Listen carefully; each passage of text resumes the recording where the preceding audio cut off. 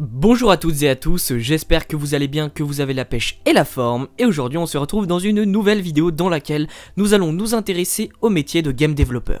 En effet, dans celle-ci nous allons un petit peu décortiquer ses rôles, ses responsabilités, également ses compétences à acquérir pour réaliser à bien son métier. Également, comme je suis en vacances, l'épisode que vous allez voir appartient en fait à un cours que je suis en train de développer. Ne prêtez donc pas attention si je fais des références à celui-ci, mais cela me permet tout de même de vous proposer du nouveau contenu. Et en plus, c'est un format que je n'ai pas l'habitude de vous proposer, alors n'hésitez vraiment pas à me dire ce que vous en avez pensé en commentaire. Allez, je ne vous embête pas plus, mais en tout cas après avoir vu cette vidéo, si vous l'avez aimé, n'hésitez pas à mettre un petit j'aime et également à vous abonner si vous aimez mon contenu. Sur cette chaîne YouTube, on vulgarise un petit peu tout ce qui touche à la création de jeux vidéo. Alors n'hésitez pas à checker ça si cela vous intéresse. Allez, c'est parti, bonne vidéo à vous.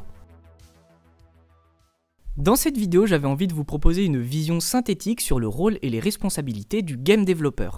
Je trouve ça toujours intéressant d'avoir une vision sur l'état d'esprit que l'on souhaitera adopter et également sur les compétences techniques que nous allons apprendre tout le long de ce cours. Dans un premier temps, pour désigner le terme de game developer, dans cette vidéo on va plus parler de la personne qui agit techniquement sur le jeu, qui travaille directement sur le moteur et la programmation informatique. Mais encore une fois, le terme de game developer peut être généralisé à toutes les personnes qui travaillent sur la production d'un jeu. Cela peut être un sound designer ou alors un 3D artiste.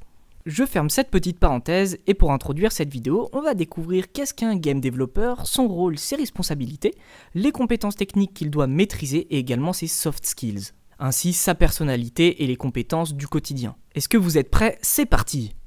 Concernant son rôle, c'est une personne qui va réussir à concrétiser un concept de jeu. On a une idée d'un joueur qui va pouvoir faire telle action, c'est celui-ci qui va en faire la conception pour concrétiser cette idée et pouvoir jouer de telle ou telle manière. Et pour cela, il va devoir analyser les besoins techniques, comment est-ce qu'il va devoir s'y prendre pour faire telle ou telle fonctionnalité. Sa spécialisation va dépendre de l'industrie dans laquelle il travaille. Comme dans mon cas, je suis développeur de jeux mobiles. Comme on travaille sur des petits projets de petite taille, c'est-à-dire d'environ 1 an, 2 ans de production, on va avoir un rôle un petit peu plus général. Ça m'est déjà arrivé de réaliser le sound design d'un jeu, l'UI d'un jeu, l'intégration d'assets 3D, ou également la conception et l'architecture de features. Mais dans une plus grosse industrie, celui-ci va bien sûr pouvoir être spécialisé complètement dans un domaine. Le gameplay, l'UI, créer des outils, ce qu'on appelle un tool développeur, etc.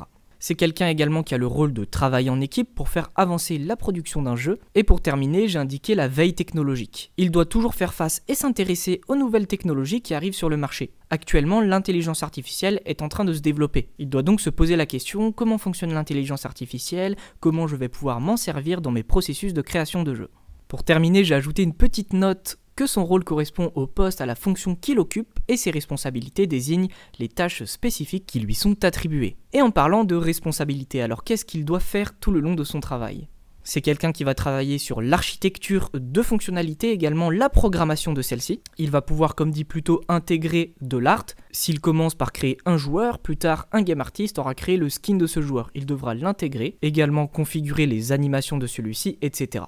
Il a aussi une grosse responsabilité d'optimisation et de débogage. Quand il code, il doit toujours coder de façon à ce que son code soit optimisé pour éviter le moindre souci. Alors ça c'est dans la théorie, bien sûr dans la pratique on rencontrera toujours des soucis, mais il faut toujours avoir en tête de coder de manière optimisée pour éviter le plus de problèmes possible. Ce qui rejoint donc le fait de tester et itérer sur les fonctionnalités que l'on crée.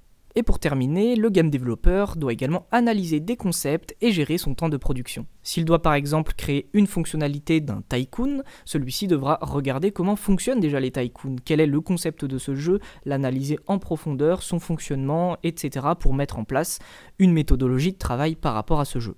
Ce qui va conduire à une meilleure gestion des temps de production et pouvoir un petit peu se projeter en combien de temps je vais pouvoir réaliser telle ou telle fonctionnalité. De mon point de vue, ne vous attardez pas trop à la gestion de votre temps de production pour commencer, vous êtes là pour apprendre. Cela viendra naturellement avec l'expérience que vous allez acquérir. Pour continuer, je vous propose de découvrir les compétences techniques qui sont importantes pour ce métier-là. Nous allons devoir maîtriser un moteur de jeu et savoir programmer. Ça, je ne vous apprends rien, vous êtes justement ici pour apprendre ces choses-là. Également quelque chose que je trouve qu'on oublie trop souvent, l'utilisation d'outils de versionning. Très rapidement, je ne vais pas détailler ici, on verra ça dans la suite du cours. Les outils de versionning comme Git sont très importants pour travailler en équipe et également gérer toute la production d'un jeu. Gérer les versions, gérer l'évolution des fichiers, etc. Pouvoir faire des backups si jamais on a un souci sur une version, pouvoir revenir avant. C'est en quelque sorte le Google Drive du développeur.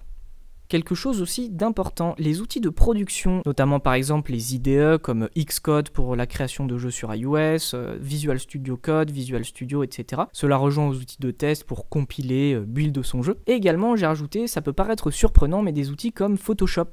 Cela rejoint avec un soft skill de débrouillardise et de prise d'initiative. Je trouve important de maîtriser tous ces petits outils qui gravitent autour de la création d'un jeu. Si par exemple un UI artiste m'envoie tel ou tel asset et que j'ai besoin de changer la résolution, maîtriser un outil tel que Photoshop, ça peut m'être vraiment utile. Et pour terminer, j'ai indiqué la gestion de projet un petit peu plus globale. Dans celle-ci, je vais indiquer plus un aspect de game feeling, également savoir gérer son projet de manière structurée, ne pas trop s'éparpiller, aussi avoir une vision produit, comment est-ce qu'on se projette dans le jeu, comment est-ce qu'on voit les choses, quand on nous donne une idée, comment est-ce qu'on se l'imagine, et comment est-ce qu'on va penser à la conception de celle-ci. Pour terminer sur un aspect un petit peu plus global quand on gère la création de notre jeu.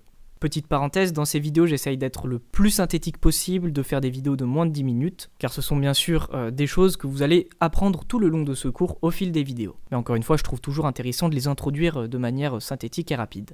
Allez, pour terminer, je vous propose de découvrir les soft skills du développeur. Je les ai mis à la fin, car pour moi c'est extrêmement important encore une fois. On va bien sûr avoir la communication et la collaboration, car si un développeur est extrêmement fort mais qu'il ne sait pas travailler en équipe ou communiquer sur l'avancée de son travail, ça peut vite être compliqué.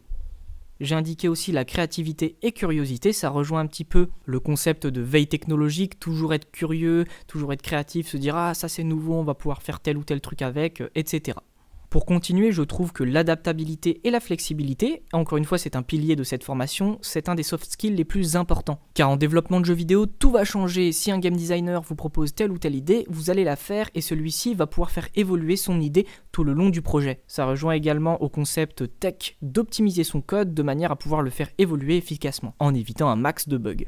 On va donc vraiment travailler sur ça tout le long de ce cours.